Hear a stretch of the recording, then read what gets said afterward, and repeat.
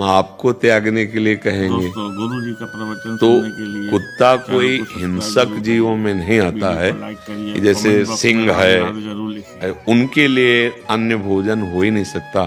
सिंह मर जाए पर घास थोड़ी चर पाएगा, अगर आप वो रोटी थोड़ी खाएगा, दूध रोटी नहीं खाएगा, उसका आहार वही है।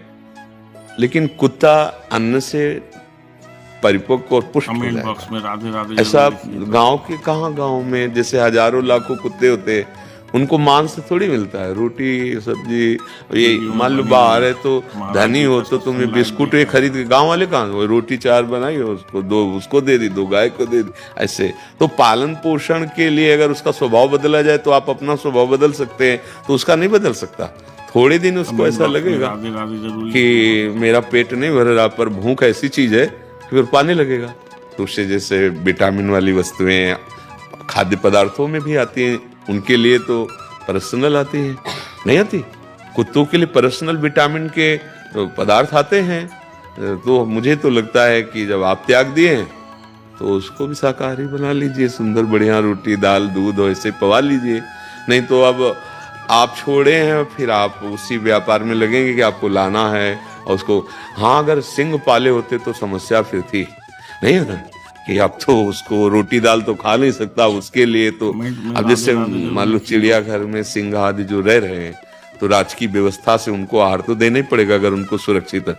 अब वो कोई फल फूल तो खाने वाले हैं नहीं, तो इसलिए मुझे लगता है कुत्ता ऐसा पशु है कि अगर उसको थोड़े दिन अभ्यास कराया जाए तो दूध रोटी बिस्कुट इनसे अच्छी तरह से वो स्वस्थ परिपक्व हो जाएगा। क्योंकि गाँव में लाखों कुत्ते, हाँ वो कहीं दौड़ झपट कर चूहा खा ले, वो बात अलग है, नहीं तो उनके लिए रोटी डालिए, घरों से रोटी डाल दी गई और आराम से पाते हैं, खूब पुष्ट है। ऐसा नहीं कोई बहुत मरे से घूम रहे। हाँ, जो बिल्कुल है अब गली में हैं, वो कोई मिल जाए भोजन तो बात, वो भले कमजोर मिले, पर जो घरों में व्यवस्थित दरवाजे पे ऐसे, उनको तो अच्छा भोजन मिलता है। तो अभ्यास करा दीजिए, उसका अभ्यास गलत हो गया है, अभ्यास कराने से हो जाएगा उसका भी।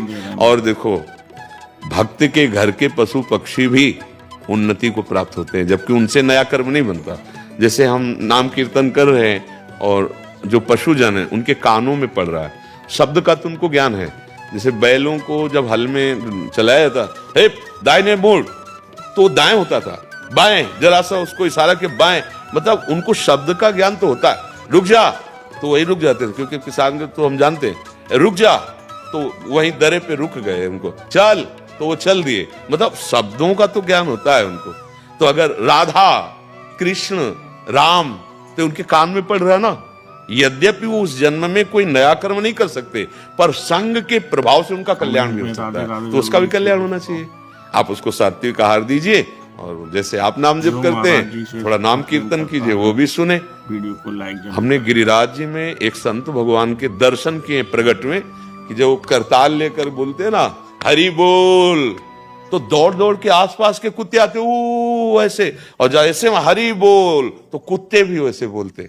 ये धाम के है ना, तो लगा ये भगत है, देखो भगत है, पूरी स्मृति है इसको। तो जीव को अगर हम कल्याण मार्ग में लाने की चेष्टा करें, वो तो नहीं कर सकते भजन, पर हम जैसे सुना सकते हैं, तैसे उनके जीवन को हम पवित्र भी कर सकते हैं।